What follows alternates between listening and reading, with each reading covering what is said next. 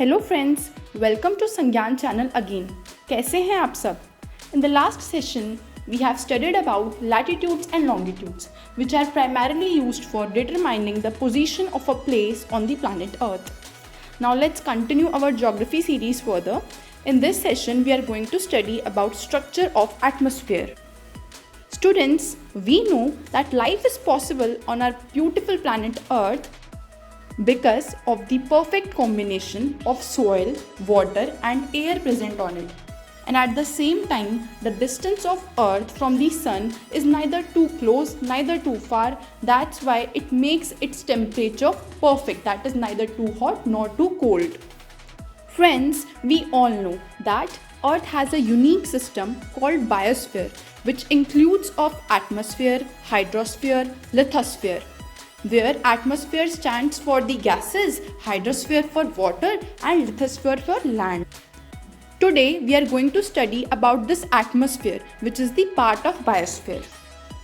From our school learning हमें जानते हैं कि एटमॉस्फेयर क्या है। ये एक ब्लैंकेट ऑफ एयर है जिसने हमारी अर्थ को सराउंड किया हुआ है। अब इस एटमॉस्फेयर में बहुत सी गैसेस आती हैं, तो इसके जो प्राइमरली जो इसके मेन कंस्टिट्यूएंट्स हैं उनमें आते हैं नाइट्रोजन एंड ऑक्सीजन। आप देख सकते हैं nitrogen is 78% and oxygen is 21%। But still हमें अपने सर्वाइवल के लिए जो हम कह सकते हैं जो मेन गैस है वो ऑक्सीजन है, इवन दो उसकी परसेंटेज नाइट्रोजन से भी कम है। और जो नाइट्रोजन है वो प्लांट्स के सर्वाइवल के लिए बहुत ज़रूरी है।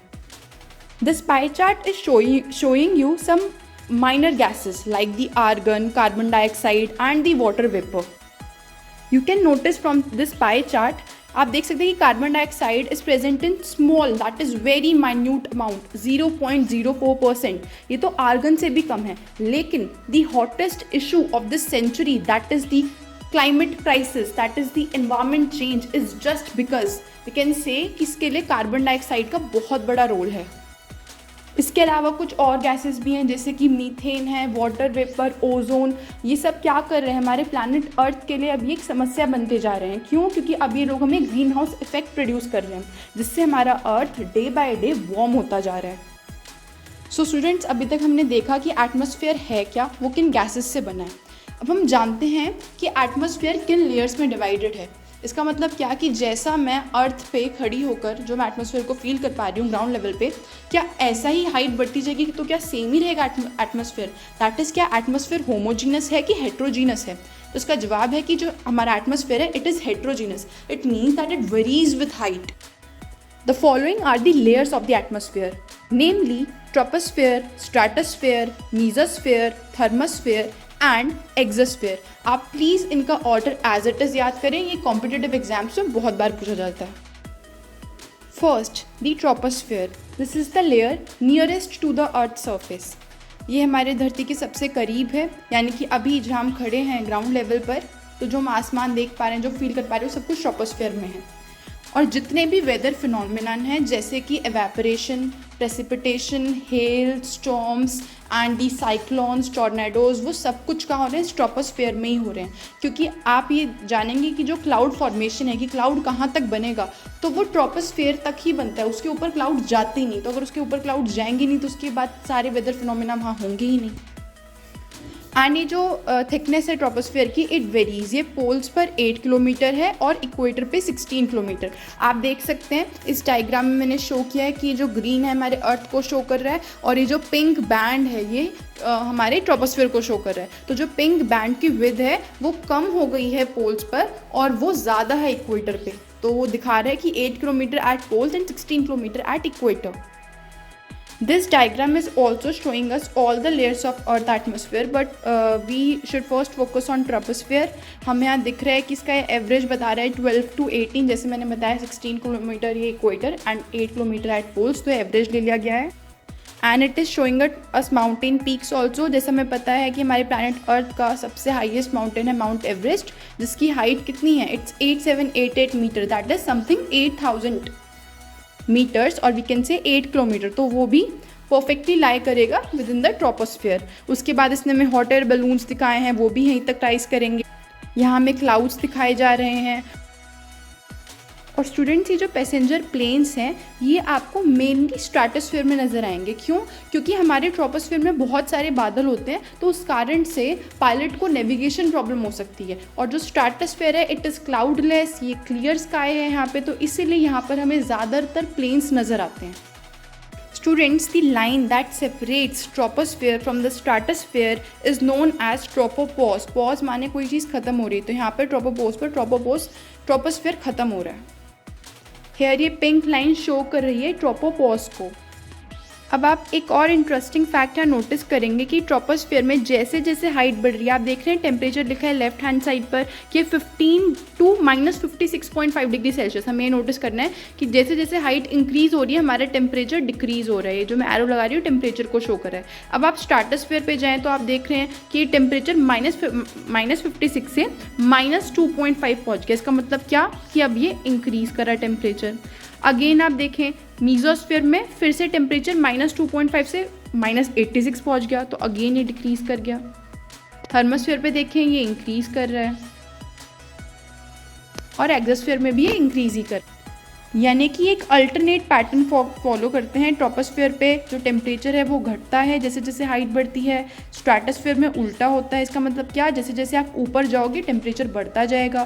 फिर मीजोस्फीयर में फिर से अपोजिट, यानी कि जैसे जैसे आप ऊपर जाओगे फिर टेम्परेचर घटेगा। और थर्मोस्फीयर एक्सोस्फीयर में ऊपर जाते जाते टेम्परेचर बढ़ता ही जाएगा और ये 1200 डिग्री सेल्सियस तक पहुँच जाएगा। अब मैंने आपको ये बताया कि आपको ट्रोपोस्फीयर में ही सारे वेदर फिनोमेना मिलते हैं। ऐसा क्यों? क्योंकि सपोज़ कीजिए कि ये बादल है जो मैंने ब्लू से शो किया है, ये जो बादल है ये ट्रोपोपोज यानी कि पिंक लाइन तक तो पहुंच गया, ठीक है। अभी तक तो क्या था, टेम्परेचर घट रहा था, तो वो ऊपर बढ़ता गया, ट्रोपोपॉज लाइन आ गई, यहाँ तक पहुँच गया। उसके बाद इसने क्या देखा कि स्ट्रैटोस्फीयर में जाने वाला था, लेकिन इसने देखा कि इसके बाद तो टेम्परेचर, जो हवा का तापमान है वो बढ़ता जा रहा है। इसका मतलब क्या कि जो हवा है वो गर्म होती जा रही है, और हमें पता है कि जो गर्म हवा होती है वो हल्की होती है। तो इसका मतलब ये हुआ कि जो बादल है ये ठंडा है तो ये भारी है, और हमें पता है भारी चीज़ तो नीचे ही रहती है, हल्की चीज़ ऊपर रहती है क्योंकि वो हल्की होती है। दैट इज़ जो ठंडी हवा होती है वो भारी होने के कारण नीचे आ जाती है, और जो गर्म हवा होती है वो लाइट होने के कारण ऊपर जाती है। अब क्योंकि ये बादल ठंडा है अपने आसपास की हवा के मुकाबले, तो इस कारण से ऊपर नहीं जाएगा, अब ये नीचे ही लाई करेगा। इसका मतलब ये कि ये ट्रोपोपॉज को कभी क्रॉस कर ही नहीं पाएगा, इसलिए हमें सारे वेदर फिनोमेना सिर्फ और सिर्फ ट्रोपोस्फीयर में ही देखने को मिलेंगे।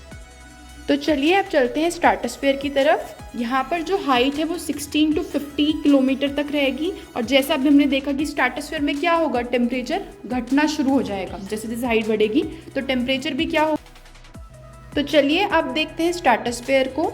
यहाँ पर हाइट रहेगी 16 to 50 किलोमीटर, और जैसा कि अभी हमने देखा था कि स्ट्रैटोस्फीयर में अब टेम्परेचर राइज करना शुरू कर देगा, और मैंने बताया कि बादल तो यहाँ तक अब उठ ही नहीं पाएगा, तो इसका मतलब क्या कि एयरप्लेन्स यहाँ ईजिली फ्लाई कर पाएंगे। और हमें पता है, ये तो हम स्कूल लेवल से पढ़ते आए हैं कि ओजोन लेयर हमें स्ट्रैटोस्फीयर में मिलती है, और यही सबसे यूनिक फीचर है स्ट्रैटोस्फीयर का। और ये जो ओजोन लेयर है इसका काम क्या है कि हमें जो सन की हार्मफुल यूवी रेडिएशन है उससे हमें प्रोटेक्ट करती है।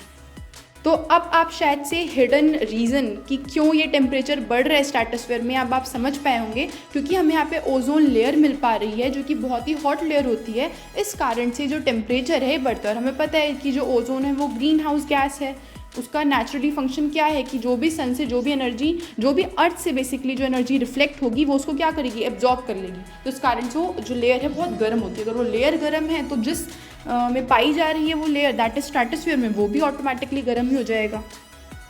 बाय द वे, ये रीसेंट डेवलपमेंट जो कि हम सुनते आ रहे हैं, न्यूज़पेपर में पढ़ भी रहे हैं कि जो हमारा ओजोन होल है अब वो साइंटिस्ट के एफर्ट्स के द्वारा या फिर हमारी सोसाइटीज़ के एफर्ट्स के द्वारा वो कम होता जा रहा है। क्योंकि हमने देखा था कि जो होल ओजोन होल 1980s में अंटार्कटिका में देखा गया था या फिर आर्कटिक में देखा गया था, बहुत ही बड़ा, अब वो धीरे धीरे कम होता जा रहा है, thanks to Montreal protocol for this.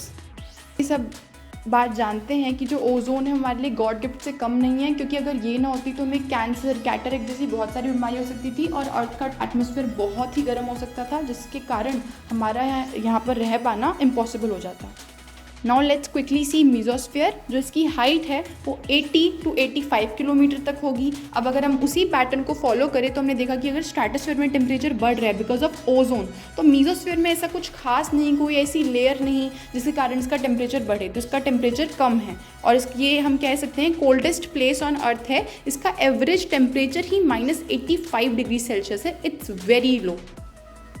अब नेक्स्ट आती है थर्मोस्फीयर की बारी। थर्मो माने गर्म, तो यानी कि क्या कि अभी हमने देखा कि मीजोस्फीयर में टेम्परेचर कम है तो थर्मोस्फीयर में अब टेम्परेचर बढ़ेगा हाइट के साथ। और इसका कारण क्या है, जैसे कि हमने देखा स्ट्रैटोस्फीयर में कारण क्या था, ओजोन, वैसे ही थर्मोस्फीयर में कारण है आयंस। थर्मोस्फीयर का दूसरा नाम आयनोस्फीयर भी है। यहाँ पर हमें बहुत से फ्री रेडिकल्स, फ्री आयंस मिलते हैं, वो आपस में एक दूसरे से कोलाइड करते हैं और उससे बहुत सारी एनर्जी निकलती है। और इस कारण से हम थर्मोस्फीयर को क्या कहते हैं कि हाइट के साथ साथ यहाँ पर टेम्परेचर बहुत ही ज़्यादा इंक्रीज़ हो जाएगा। अब क्योंकि इतना गर्म है तो मान लीजिए अगर कोई मेट्रॉइड ऊपर से फॉल कर रहा होगा तो वो अर्थ पर नीचे नहीं गिर पाएगा। क्यों? क्योंकि वो जब वो आ रहा होगा अर्थ की तरफ तो उसे थर्मोस्फीयर मिलेगा और वो थर्मोस्फीयर उसको जला देगा। तो हमें कह सकते हैं कि हमें मीट्रोइटिक एक्टिविटी, वो जो बर्निंग टेल जो दिखती है वो हमें थर्मोस्फीयर में दिखती है। ये देखिए डायग्राम शो भी कर रहा है कि मीजोस्फीयर में